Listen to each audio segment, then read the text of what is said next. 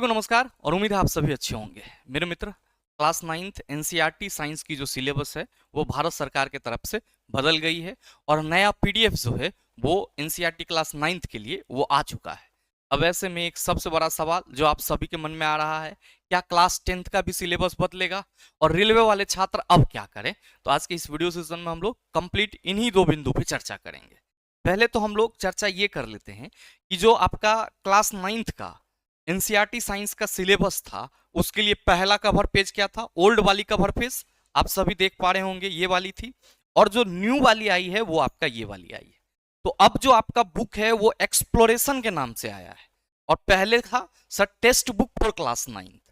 और अगर आप सिलेबस की बात करेंगे तो सिलेबस में बहुत बड़ा परिवर्तन किया गया है। कुछ चैप्टर्स हटाए गए हैं और कुछ चैप्टर्स को जोड़े भी गए हैं। अब सवाल यहाँ पे ये है कि कौन कौन सा चैप्टर हटा है। मेरे मित्र, मैं आपको सीधे ले चलना चाहूंगा। ये एनसीईआरटी की ओल्ड वाली सिलेबस है और ये एनसीईआरटी की नई वाली सिलेबस है। अगर आप ओल्ड वाली सिलेबस को देखेंगे तो इसमें matter in our surrounding, is matter around us pure, atoms and molecules, structure of the atom, the fundamental unit of life, tissue, motion, force and laws of motion, gravitation, work energy and power, sound और improvement in food resources, ये आपके syllabus थे। ठीक है। और अब जो नया सिलेबस आपके सामने आया है, अगर मैं उसको थोड़ा सा जूम आउट करने की कोशिश करूं यहाँ पे नए सिलेबस को, तो नया सिलेबस में भारी परिवर्तन हुआ है। और भारी परिवर्तन क्या है आप सभी देखिएगा कि पहला जो आपका चैप्टर है न्यू वाले सिलेबस का, पहला चैप्टर है entering the world of secondary science. यानी कि जब आप क्लास 9th में आते हो तो एक माध्यमिक, मतलब कह सकते हो मिडिल स्टेज में आ जाते हो, तो यहां पे आपको सेकेंडरी साइंस का एक इंट्रोडक्शन पढ़ना है। ठीक है। दूसरा है cell the building block of life, और पहले था the fundamental unit of life, अब क्या हो गया है the building block of life. ये चीज ध्यान में रखना। नेक्स्ट, टिश्यू इन एक्शन, पहले आपको केवल टिश्यू पढ़ना था, अब जो एक्सप्लोरेशन यानी कि नई क्लास 9th की साइंस बुक आई है उसमें आपको टिश्यू इन एक्शन के नाम से चैप्टर है। चौथा चैप्टर आपका डिस्क्राइबिंग मोशन अराउंड अस है और पहले क्या था केवल मोशन। और पांचवा चैप्टर है exploring mixture and their separation. पांचवा चैप्टर केमिस्ट्री में आपका मिक्सचर एंड देयर सेपरेशन, मिश्रण और उसका पृथक्करण है। छठा है हाउ फोर्स अफेक्ट्स मोशन, यानी कि कैसे बल गति को प्रभावित करता है। और सातवां है work energy and simple machine. तो यहाँ पे वर्क एनर्जी एंड पावर वाले चैप्टर में सिंपल मशीन को एड ऑन किया गया है। और फिर है आपका जर्नी इनसाइड द एटम, यानी कि एटम के अंदर का जो जर्नी है वो कैसा है। फिर atomic foundation of matter, sound wave characteristics and applications. और इसके बाद अगर हम आगे बात करें तो आपको जो चीजें देखने को मिलेगी वो मेरे मित्र क्या है, ध्यान दीजिएगा। Journey atoms of the atom, journey inside the atom के बाद एटॉमिक फाउंडेशन ऑफ मैटर, और फिर है आपका sound wave characteristics and application, reproduction, how life continue. पहले क्लास 9th में रिप्रोडक्शन नहीं पढ़ना था, लेकिन इस बार क्लास 9th में रिप्रोडक्शन जोड़ दिया गया है। फिर patterns in life diversity and classification. मेरे मित्र, ये जो आपका पैटर्न्स इन लाइफ डाइवर्सिटी है, ये पहले पुरानी एनसीईआरटी में, इससे पहले के सिलेबस में बायोडाइवर्सिटी के नाम से चैप्टर हुआ करती थी, जैव विविधता, लेकिन इस चैप्टर को नए वाले एनसीईआरटी में हटा दिया गया था। अब फिर से जो 2026-27 के लिए आपका एडिशन आया है, ध्यान दीजिएगा, जो 2026-27 के लिए आपका एडिशन आया है उसमें बायोडाइवर्सिटी को ऐड कर दिया गया है। और फिर है आपका earth as a system, energy, matter and life. ये टोटल आपके 13 चैप्टर है। ठीक है। अब सवाल यहां पे ये है कि सर कौन कौन से चैप्टर को हटाया गया और कौन कौन से चैप्टर को जोड़ा गया, हमें जरा सा ये बता दो।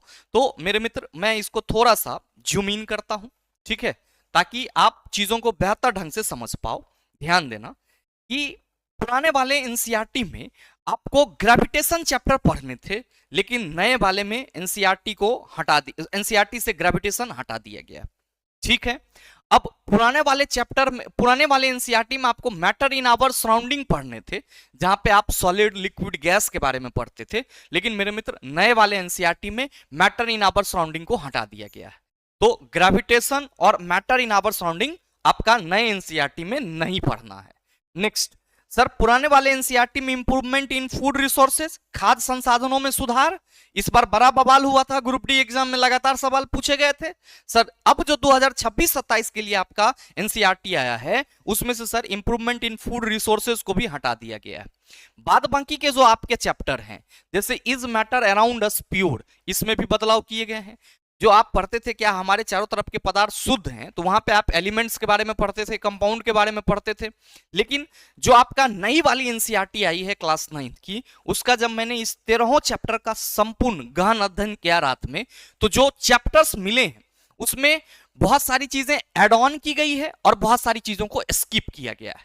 मैं थोड़ा सा यहां पे इंट्रो देना चाहूंगा प्रत्येक चैप्टर की जो नए वाले एनसीईआरटी। पहले तो ये समझ लो कि मैटर इन आवर सराउंडिंग और इस मैटर अराउंड अस प्योर में से एलिमेंट्स और कंपाउंड के बारे में चीजें हटा दी गई है, केवल मिक्सर एंड देयर सेपरेशन के बारे में यहां पे सर आपके बुक में ऐड ऑन किया गया है।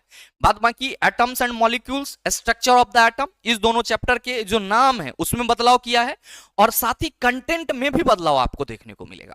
अब ये तो बात रही कि सर ये चैप्टर हटा है, मतलब मेनली रूप से आप कह सकते हो कि matter in our surrounding, gravitation और इंप्रूवमेंट इन फूड रिसोर्सेज, ये आपका हट गया। नया में नया ऐड आपका हुआ डाइवर्सिटी, जो कि नहीं पढ़ना था लेकिन अब बायोडाइवर्सिटी आपको पढ़नी है। Earth as a system, energy, matter and life, ये आपको नया चैप्टर ऐड किया गया है। अगर हम एक झलक आपको ये बताना चाहें कि जो नई एनसीईआरटी है उसमें इस 13 चैप्टर के क्या क्या कंसेप्ट हैं, क्या क्या टॉपिक हैं, तो मेरे मित्र ये मैंने पूरा गहन अध्ययन करने के बाद इस चीज को अरेंज करा है। चैप्टर 1 तो आपका इंट्रोडक्शन है, चैप्टर 1 इंट्रोडक्शन है। चैप्टर 2 में जो आपका cell the building block of life है, तो पहले से बहुत ज्यादा चीजों को इंप्रूव किया गया है। जो आप गोल्जी बॉडी के बारे में पढ़ते थे या कैमिलो गोल्जी के बारे में पढ़ते थे या इलेक्ट्रॉन माइक्रोस्कोप के बारे में केवल एक लाइन पढ़े थे कि इलेक्ट्रॉन माइक्रोस्कोप का आविष्कार मतलब इस ईस्वी में हुआ था, उस चीज को अब हटा दिया गया है। अब बहुत सारे इंफोग्राफिक समझ रहे हैं, बहुत सारे डायग्राम ऐड किए गए हैं और बहुत सारे जो फैक्ट हैं उसको एनसीईआरटी में ऐड ऑन किया गया है। तो जो आपका सेकेंड चैप्टर है cell the building block of life, इसमें मेरे मित्र आप कह सकते हो इंपॉर्टेंट इंफोग्राफिक्स ऐड किए गए हैं। ऑस्मोसिस के लिए आप केवल सर थ्योरी पढ़ते थे, लेकिन इस बार डायग्राम के साथ चीजों को ऐड किया गया है। सेल डिवीजन को बेहतर तरीके से समझाया गया है और मेरे मित्र न्यू साइंटिस्ट कुछ जो हैं उसको ऐड किया गया है। प्रोकैरियोटिक और यूकैरियोटिक सेल में डिफरेंसेस बेहतर तरीके से बताया गया है। तो ये मेरे मित्र cell the building block of life है। टिश्यू इन एक्शन में पहले आप केवल प्लांट टिश्यू और एनिमल टिश्यू के बारे में पढ़ते थे, लेकिन मेरे मित्र अब जो आपका टिश्यू इन एक्शन नई वाली एनसीईआरटी है उसमें प्लांट टिश्यू और एनिमल टिश्यू तो आपको पढ़ना ही पढ़ना है, साथ में आपको क्या पढ़ना है, टाइप्स ऑफ ज्वाइंट भी पढ़ना है। यहाँ पे टाइप्स ऑफ ज्वाइंट यानी कि आपके बॉडी में जो ज्वाइंट के प्रकार हैं वो भी पढ़ना है और साथ ही स्केलेटल सिस्टम को ऐड किया गया है। पहले आप केवल एक ही चीज पढ़ते थे कि स्केलेटल सिस्टम जो है ये बोन और लिगामेंट से बना है, लेकिन अब आपको स्केलेटल सिस्टम को पूरा डायग्राम के साथ बेहतर तरीके से पढ़ना होगा। तो ये हो गई चैप्टर 3 की बात। अब चैप्टर 4 मोशन सेम है आपका, इसमें कोई बहुत बड़ा परिवर्तन नहीं किया गया है, ठीक है। कैनेमेटिक इक्वेशन यानी कि जो इक्वेशन ऑफ मोशन था उसको केवल मैथमेटिकल तरीके से प्रूव किया गया है, जबकि पुराने वाले एनसीईआरटी में क्या था, तो सर ग्राफिकल मेथड से प्रूव किया गया था। तो अंतर बस इतना ही है। अब बात करें हम लोग किसकी, सर 5वें चैप्टर की, exploring mixer and their separation. तो यहां पे जो आपको चीजें पढ़ने को मिलेगी वो मिक्सर और उसके पृथक्करण से संबंधित जो कंसेप्ट हैं वो देखने को मिलेगी पूरे के पूरे चैप्टर में। हाँ, इसी चैप्टर में आपको सर सॉल्युबिलिटी ग्राफ भी पढ़ने हैं और साथ ही साथ कंसंट्रेशन ऑफ सॉल्यूशन और टिंडल इफेक्ट्स ये पढ़ने हैं। एलिमेंट्स कंपाउंड जो है वो गायब कर दिया गया। अब हाउ फोर्स अफेक्ट्स मोशन, तो force and laws of motion chapter का केवल नाम बदला है और दो चीजें इसमें ऐड की गई है। एक रॉकेट लॉन्चिंग को यहां पे डीप में आपको पढ़ना पड़ेगा और दूसरा force acting on a system of object, मतलब जब किसी एक निकाय पर बल लग रहा होता है तो उसमें क्या परिवर्तन होता है, इसको ऐड किया गया है।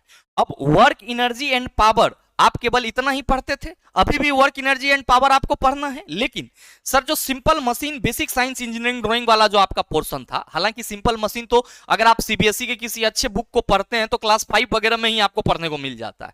तो सिंपल मशीन में आपको 3 चीजें पढ़नी है। पहला इंक्लाइंड प्लेन पढ़ना है, यानी कि जिसको हम लोग आनत तल कहते हैं। फिर आपका लीवर पढ़ने के लिए है, और लीवर के बाद आपका पुली पढ़ने के लिए है। तो वर्क, एनर्जी एंड पावर में ये तीन चीजें ऐड हुई है, इंक्लाइंड प्लेन, लीवर और पुली। अब देखो जर्नी इनसाइड द एटम, ये जो आपका चैप्टर है कि एटम के अंदर की जो यात्रा है उसको समझने के लिए यहां पे इस चैप्टर 8 में क्या किया गया है कि सर एटॉमिक मॉडल पहले ही बता दिया गया है। पहले आप एटॉमिक मॉडल को एटॉमिक स्ट्रक्चर में पढ़ते थे, यहां पे पढ़ते थे स्ट्रक्चर ऑफ द एटम में, लेकिन अब यहां पे जर्नी इनसाइड द एटम में आप क्या पढ़ेंगे, एटॉमिक स्ट्रक्चर, जिसमें आप Thomson atomic model, Rutherford atomic model, Bohr's atomic model पढ़ेंगे।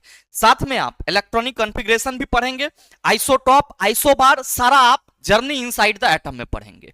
मेरे मित्र ये जो एटॉमिक फाउंडेशन ऑफ मैटर है, इसमें जो कंसेप्ट आपका आया है वो क्या आया है एटॉमिक फाउंडेशन में, law of chemical combination, Dalton's theory, और साथ ही साथ आपका जो बॉन्ड है, कोवेलेंट बॉन्ड क्या होता है, आयनिक बॉन्ड क्या होता है, कोवेलेंट बॉन्ड के जो कंपाउंड है उसका नामकरण कैसे करते हैं, आयनिक बॉन्ड की क्या विशेषता होती है, कोवेलेंट बॉन्ड की क्या विशेषता होती है, ये सब आपको एटॉमिक फाउंडेशन ऑफ मैटर में पढ़ना है। दूसरा जो आपका अगला चैप्टर है साउंड वेव, वो आपका सेम है, कैरेक्टरिस्टिक्स एंड एप्लीकेशंस। थोड़े बहुत नए चीज जोड़े गए, नए साइंटिस्ट तो हर एक चैप्टर में जोड़े गए, तो वो कहीं ना कहीं देखना जरूरी है। अब reproduction, how life continue, class 10th में हम लोग पढ़ते थे, लेकिन अब रिप्रोडक्शन को हम लोग क्लास 9th में ही पढ़ेंगे।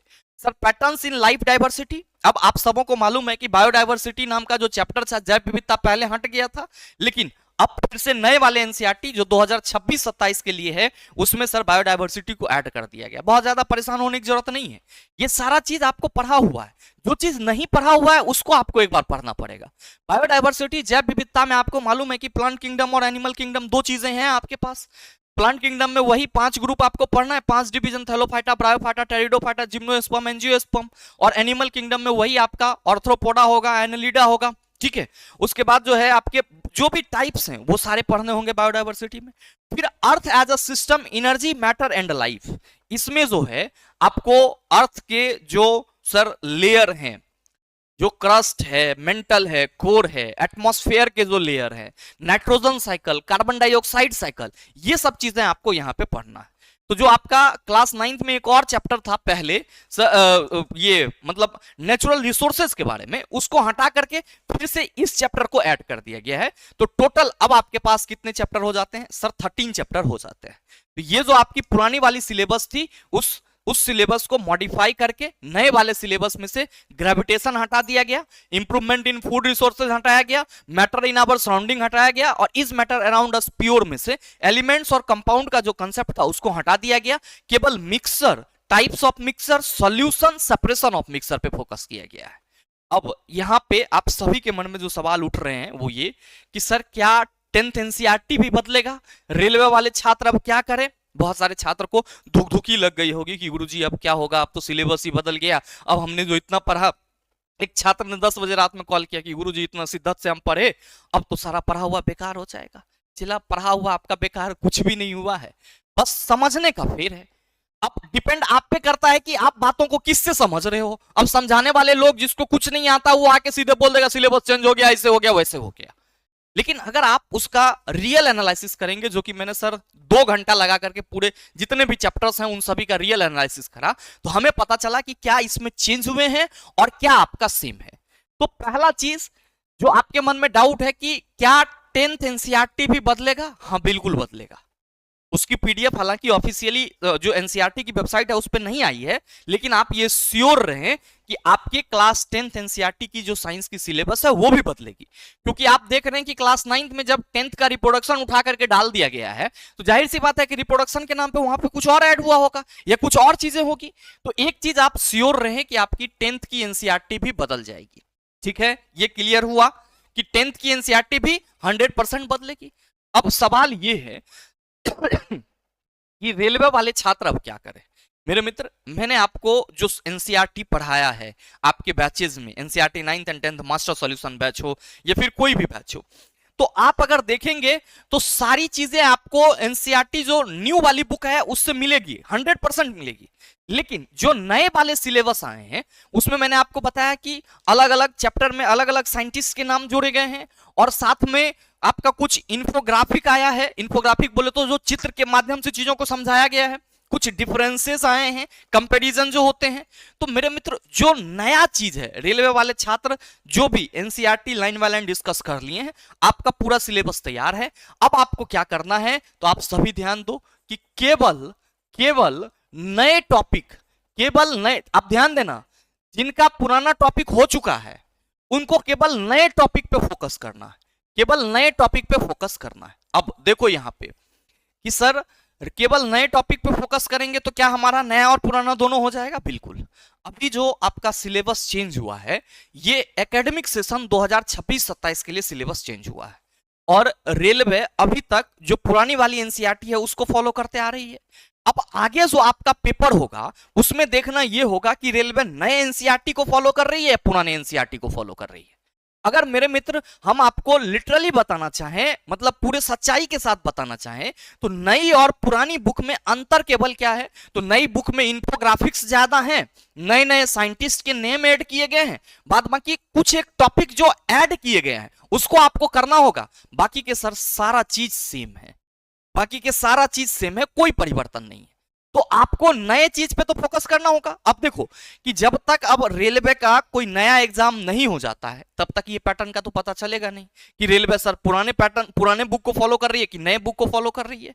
तो सर हम लोग अपने बेहतरी के लिए क्या कर सकते हैं, हम लोग अपने बेहतरी के लिए जो आपका ओल्ड एनसीईआरटी था, जो आपका ओल्ड एनसीईआरटी था और जो आपका न्यू एनसीईआरटी है, मेरे मित्र दोनों के हिसाब से आपको तैयारी करनी होगी, ये बात ध्यान में रखिएगा। ओल्ड एनसीईआरटी जो भी छात्र हमारे बैच में पढ़ लिए होंगे उनका तो फिनिश ही होगा। अब न्यू जो एनसीईआरटी आ रही है उसके जो न्यू टॉपिक होंगे उसको आपको कवर करना होगा, बस अंतर यही है और कुछ अंतर नहीं है। तो इसीलिए बहुत ज्यादा परेशान होने की जरूरत नहीं है, आपको सारी चीजें same as it is, concept थोड़ी बदलेगा। एक बार आपने पढ़ लिया डाल्टन एटॉमिक थ्योरी में कि डाल्टन के अनुसार परमाणु अविभाज्य था, तो नया एनसीईआरटी में थोड़ी लिख देगा कि डाल्टन के अनुसार परमाणु विभाज्य था, वही रहेगा अविभाज्य। हाँ, मैं बार बार कह रहा हूं कि जो नए चीज ऐड हुए हैं उसको आपको देखना होगा। जैसे कि टाइप्स ऑफ जॉइंट आप नहीं पढ़ते थे, तो अब आपको टाइप्स ऑफ जॉइंट पढ़ना होगा। हिंज जॉइंट क्या होता है, बॉल एंड सॉकेट जॉइंट क्या होता है, स्केलेटल सिस्टम आप नहीं पढ़ते थे, अब आपको पढ़ना होगा। तो मेरे मित्र जो रेलवे वाले छात्र हैं उनको बिल्कुल भी परेशान होने की जरूरत नहीं है। आपने पुरानी एनसीईआरटी से चीजों को तैयार किया है, बहुत बढ़िया है, ठीक है। अभी रेलवे का रिसेंटली कोई पेपर भी नहीं हुआ है कि आप ये कह दो कि सर रेलवे ने नए एनसीईआरटी को फॉलो किया है। हो सकता है कि रेलवे आगामी आरआरबी ग्रुप डी का पेपर तैयार कर ले, उसके लिए वो क्वेश्चन पेपर बना लिया हो पुरानी एनसीईआरटी से। बुक तो आपका सर इधर रिसेंटली आया है पीडीएफ, तो आपको थोड़ा भी घबराने की जरूरत नहीं है। आप जिस किसी भी बैच में हैं, जहां भी पढ़ रहे हैं, वहां पे आपको नए टॉपिक पे सर फोकस कर लेना है, इंक्लूडिंग, ध्यान देना, एक्सक्लूडिंग नहीं, including old NCERT. Old NCERT के साथ साथ आपको न्यू एनसीईआरटी के भी जो टॉपिक हैं, जो नए टॉपिक हैं, उसको सर केयर करना पड़ेगा, उसको समझना पड़ेगा, दैट्स इट। इससे ज्यादा आपको बर्डन लेने की जरूरत नहीं है। दूसरी बात कि सर ये जो क्लास 9th की एनसीईआरटी की, न्यू एनसीईआरटी की पीडीएफ है, ये हमको कहां मिलेगी? मेरे मित्र ये मैं अपने एप्लीकेशन और टेलीग्राम दोनों पे डलवा दूंगा। तो कोई भी छात्र जो अभी तक टेलीग्राम चैनल ज्वाइन नहीं किए हैं, आप सभी टेलीग्राम पे जाकर के द लॉजिकल साइंस सर्च कर लीजिए, ठीक है। या फिर मेरे मित्र आप जो है इस वीडियो के नीचे डिस्क्रिप्शन में जाइए, मैंने टेलीग्राम ग्रुप का लिंक डाल दिया है, और इस सेशन के बाद जो आपकी क्लास 9th की न्यू एनसीईआरटी की साइंस की टोटल 13 चैप्टर की पीडीएफ है, वो मैं टेलीग्राम पे डाल दूंगा, द लॉजिकल साइंस पे, आप वहां से ले सकते हो, या फिर मैं ऐप पे भी डलवा दूंगा, तो आप वहां से ले लेना, ठीक है।